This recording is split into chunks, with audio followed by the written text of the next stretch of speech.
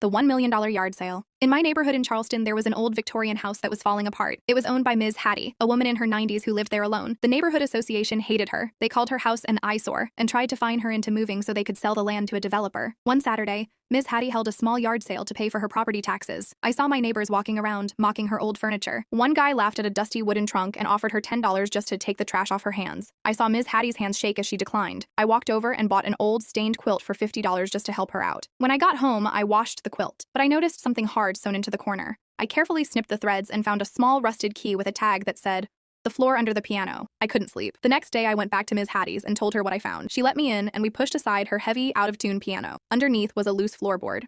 When we lifted it, we didn't find gold or jewelry. We found a stack of original hand-drawn sketches and letters. I'm a history teacher, and when I saw the signatures, my heart stopped. They were original, unpublished works by a famous American civil rights leader who had stayed in that house secretly decades ago. I helped Ms. Hattie contact a museum in DC instead of a developer. The sketches were worth over $1 million. But the best part? The museum bought the house too, turning it into a protected historical landmark. Now, those same neighbors who tried to evict Ms. Hattie have to walk past a giant bronze plaque with her name on it every day. She still lives there as the honorary curator, and she used the money to pay the property taxes for every struggling family on our street. Some people look at an old house and see a wreck. Others look and see a story. Always protect the stories. Play stupid games with a lady like Hattie, and you'll lose every time.